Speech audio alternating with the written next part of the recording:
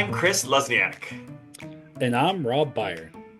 And this is the Debate Math Podcast, the show where we redefine what it means to debate in mathematics and education. Where multiple sides of ideas are explored, evidence matters, and we all grow and learn from hearing each other. Because the world and our classrooms are not binary. So let's dig into this month's debate.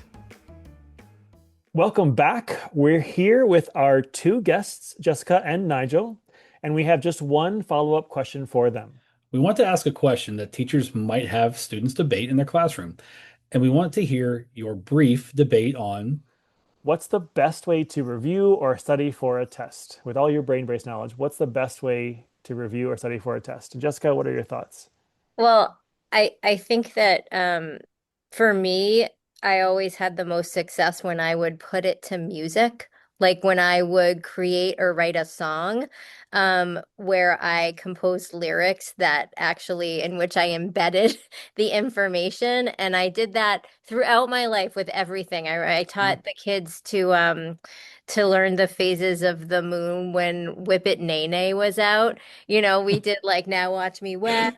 Watch me Wayne, watch me wax. But so we did this whole thing, and like there's something about music, which is very mathematical, by the way, that allows us to access information differently, and it's novel, and kids love music. So my children love Taylor Swift, so I'd be like, take your favorite Taylor Swift song, put some of the things that you need to learn to the tune of the Taylor Swift song, and I think that you'll be able to remember it better. Mm-hmm.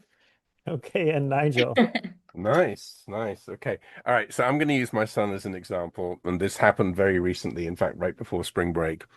So his AP computer science teacher was going to give them their midterm final in ninth grade.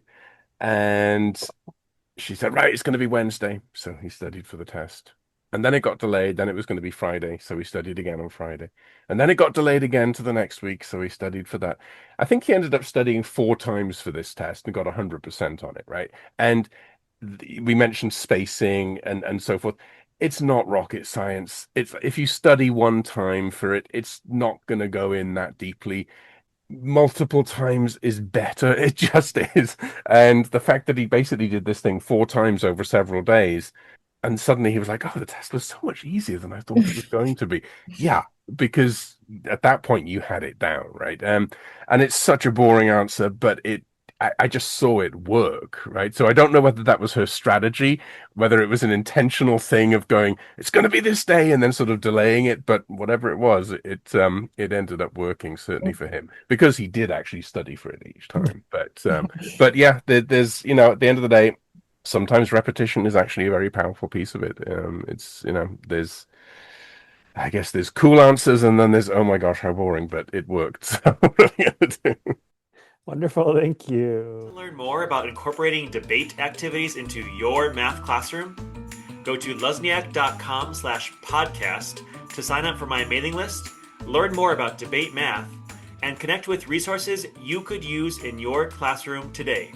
That's luzniak.com/podcast. Feel free to reach out to us with comments and questions on debatemath.com, or follow us on social media at debatemath or at debatemathpod on Twitter.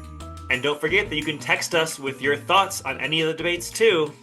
You can also rate and review us on Apple Podcasts, or wherever you listen to this podcast.